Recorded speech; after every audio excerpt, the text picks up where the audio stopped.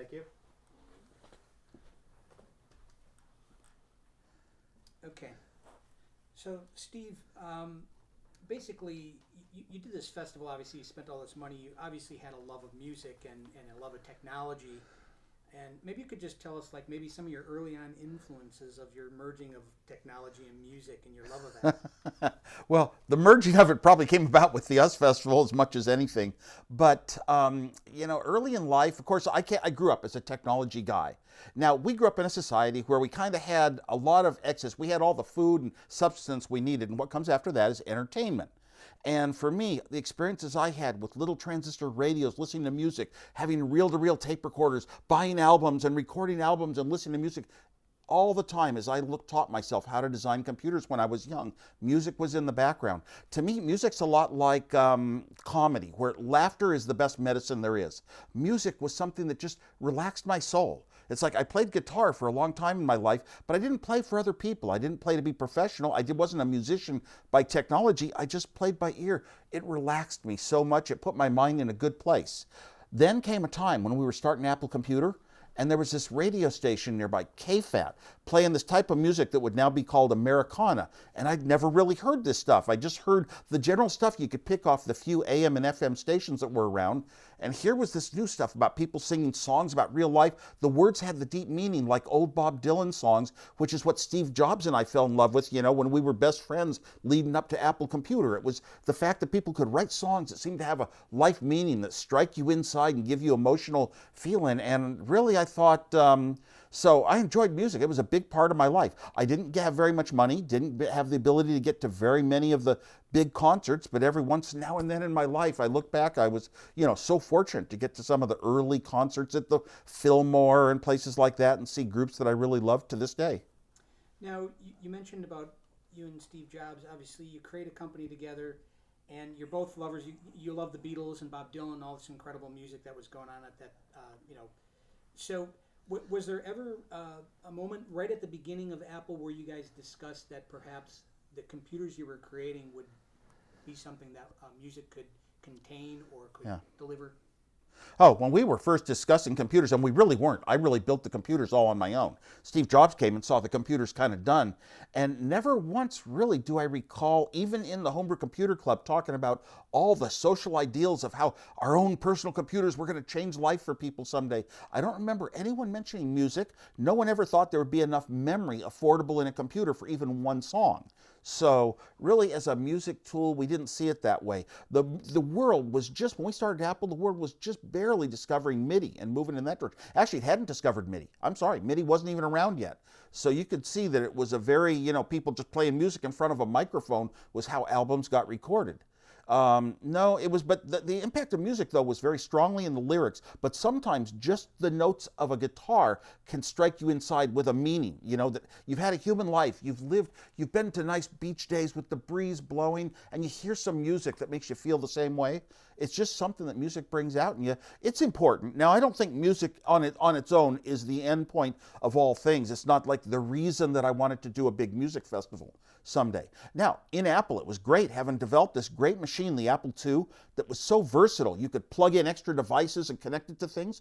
I watched a guy, Charlie Kellner, develop like the first real computer, personal computer, music device there was. It was called the I forget the name of the company, but it had a keyboard. You could play the keyboard in. It had a card that put out good quality sound, unlike what the Apple II was capable of. And you could actually play different instruments and get different qualities. And then he came up with software that could put it onto the screen as notes. And then eventually you could play back one track and record another of another instrument, track-on-track recording, all on an Apple II computer. And the company was called Synergy or something like that. It started with an S. And boy, it was so amazing to see that. But MIDI kind of wiped that technology out. But it was the earliest one that actually used a computer to generate the music with no tapes, none of that stuff. It was great to see technology used in the music business in those early years. And that was before the US Festival. Now, you obviously grew up in Northern California, where they had some of the best festivals going, right? You had Monterey Pop and even Altamont, which of course was a disaster, and all the things that were happening, the Haight-Ashbury scene and all that. Did you experience that as a... Well, yeah. When Steve Jobs and I met, one of the things was we were both very much into the counterculture movement was strong, especially in the Bay Area of California. And that's the hippie, the Haight-Ashbury stuff. And we read about the summer of love. And I just admired all these people that were out there living sort of the life of the future and being willing to challenge the way life is. Counterculture. That means culture in a different way. Same way I like to think about computer design. And I admired it, but I had too good of a future ahead of me because of my intelligence and abilities in computer and electronics. My feet were kind of on the ground, and Steve Jobs was more the real, hippie type, going out and being more in that group. But I admired them very much, and I liked the music. I loved going to the concerts in San Francisco with the San Francisco music that was taking over the world at the time. I have friends in high school who actually attended, in my class, who attended Monterey Pop. And I think, oh my gosh, how did I miss out on that? But I wasn't into the music scene yet by then. Did any of those festivals, perhaps when you decided to have this grand idea about doing an US Festival, was that maybe part of it, that you wanted to do a big festival in the area that maybe was going to be something significant? Okay, well, you talked about Monterey Pop and Altamont. I have friends that were there too, and these were big things that, gosh, I would have died if I had a way to be there. I didn't know how to be at some of these places. And Woodstock had happened, and they'd made this movie. And to me, the movie didn't show a lot of the real bad sides. It was a real kind of awful experience, and rainy and mucky and all that. And they didn't have any facilities for people. They didn't have food for them. It was kind of just put it on in a farm in just like a day. It was a very different thing. But my impression from the movie was it was a lot of these new thinkers about the new world, willing to challenge how things were and willing to think out truth and find avenues of truth that aren't what we're fed through our education system and above. And so I kind of admired that for its counterculture relevance. And then I heard this new kind of music that was like Americana, talking about ideas, stories about people in their real life, and kind of rebellious, and a certain group of singers. And I thought, boy, it's time for that, to put that together and do one of these Woodstock type festivals. People coming. So it was more than the music. It wasn't for good music. It was for people coming, driving from all 50 states. I guess you don't drive from Hawaii, but people showing up, camping out with their little campers and meeting other people and sharing an experience for 3 days. So it's the center of an experience. And the fact that Apple had been very successful, and I saw computers starting up with this Alpha Centauri company, building the keyboard type arrangement, before MIDI. I saw that this was going to be very important, these personal computers in music creation in the future. So we had a technology fair at the same time, because technology was getting a lot of press and a lot of news. We didn't all have our computers yet, but that was sort of where the idea sprung from. So you came up with this idea, which Unison, the company you set up, is an acronym for Unison Song. So tell me a little bit about the Unison Song concept and what that really meant to you, what you were really trying to achieve with that. And then also how you created Unison, how you and Dr. Peter Ellis and Bill Graham came together as these three Sure. People to make this, and what it was like working together. Sure. I was driving along in my car one day, listening to the radio, and it popped in my head. It'd be so great to put on a music festival. I've got way more money than I need for life or want for life, and I could actually put out this money and put on a Woodstock type show and bring people into this new kind of music. And the idea popped in my head. So I started talking to friends here and there, and eventually met this friend, Jim Valentine, who was going to, he had a kind of a music bar, played comedy and music and stuff in Santa Cruz. I talked to him, and he actually thought it was a good idea. And that was the first person, somebody closer to the music industry, had actually said something like that. Now, I had an airplane crash, left the Macintosh team, and took a year to go back to college to basically finish my 4th year of college and get a degree from Berkeley. And while there, Jim called me one day, and he said he had knew one guy who was capable of putting on this large of a show, Peter Ellis. Had the management abilities and the mentality and all that. And I said, I'd love to meet him. So he came up to my apartment in Berkeley.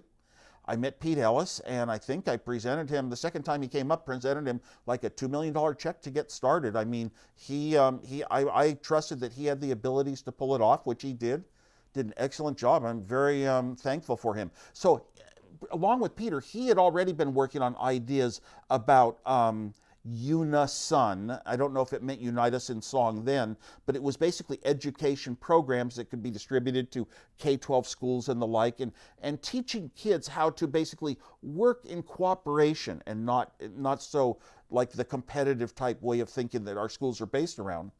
And so I admired all that. And we built in that type of curriculum writing. I was pro-education anyway. We built that into our Unison platform. Along with doing a concert, we did this education program and actually distributed it to all 50 states.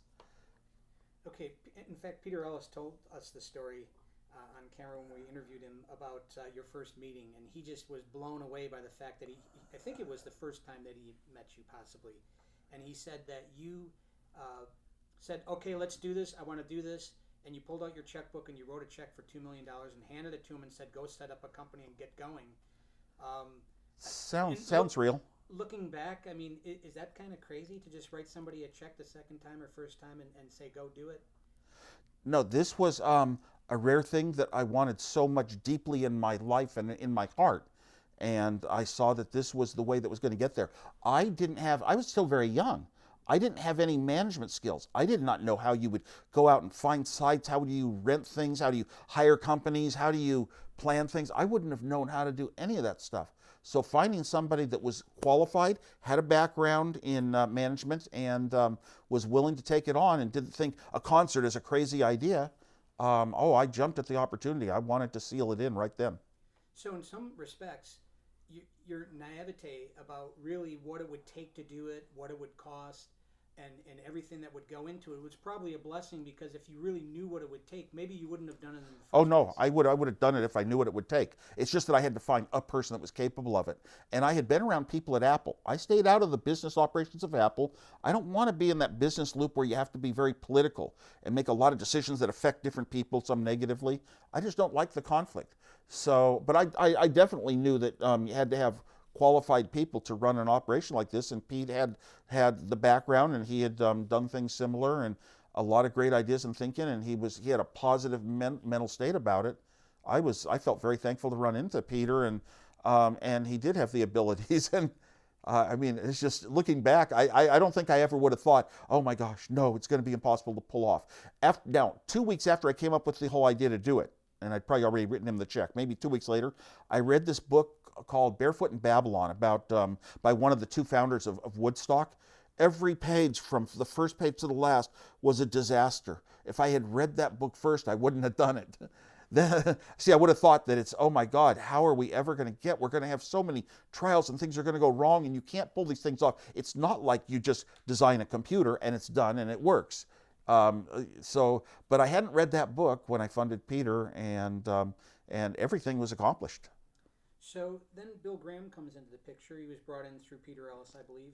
Well, there was a sequence that got to Bill Graham, and originally we had a guy that was helping us book some groups, because once we had a site, there was a county in California, San Bernardino County, that was sort of in bad troubles, and they wanted the money, and they were positive minded, and we had somebody in the highway patrol, Arnie Zink, that was willing to help the highway patrol make this work. The sheriffs that were behind us. Once we had that consortium of local public, officials that were actually behind this thing, you have to book some groups. You have to have some music, and it was going slow. You can't just go out and find the top groups and get them. And we hired a group in Monterey, and they were out looking for groups, but one group I didn't want was the Tubes. I didn't realize that this guy who was doing the booking for us was the manager of the Tubes. So his own group had to come in as a headliner. I don't know. I had just missed the Tubes in my growing up or something. They didn't strike me particularly. So that relationship broke off, and I thought here, oh my gosh, we've got all this planning that's on track to a festival on a certain date. We need some groups. Bill Graham is like the most notable one, and I've always admired him, going to his concerts, hearing him speak even to the concert goers, where his mind is at. So I wanted to hire Bill Graham. We made the phone calls, and it got arranged for him to do the booking. And so Bill Graham then really got the ball rolling with booking the groups. Did you have a hand in picking some of the groups? I mean, well, did at you pick first, some of your favorites? I theoretically could have, but I didn't, because first of all, my favorites in my list weren't the type that would have brought in the large audience.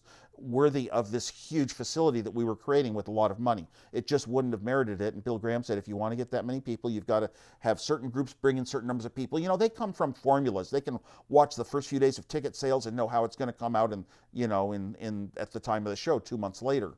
So basically, he was going for more mainstream, better-known rock groups. You know, and thank God, and he had a good sensibility about splitting the days up into a modern rock day, which I love very much. You know, the very new people that aren't that well known yet, that are lesser groups, but they have unusual styles, and I like creativity. You know, and then sort of a middle level rock, and then kind of a harder rock day. Well, seeing as you're on that subject, let's just talk about that for a minute. The groups from day one were the Ramones, Gang of Four, B-52s, Talking Heads, the Police. I know. Oingo I Boingo. hear those names. I don't remember them perfectly. Oingo Boingo, loved meeting them. But it's like they were it's like they were so incredibly great. I mean, every one of those I hear is just a really great group of all time. I'd love to go hear them when I can, even to this day. A lot of them are still around. You see them sometimes when they come through? Or? Once in a while. I don't make an effort to see the groups that were in the US Festival. But I love bumping into them now and then. Even during the US Festival, I didn't meet the groups. I was shy back then, very shy. And I was thinking, you never go up to an artist, you know, that goes on a stage, you know, they were so elevated that you don't ever bother them or disturb them. So I would be too scared to go up and talk to them. A few of them backstage would come talk to me. And my big surprise was they were so friendly and, you know, nice. Jerry Jeff Walker came back that first concert. One guy came up with dark sunglasses and lowered them. And I didn't even recognize him because I don't recognize faces well. And he says, "Hi, I'm Jackson Brown." Well, all of the artists that we've talked to. I'm going to start a new clip. Okay. So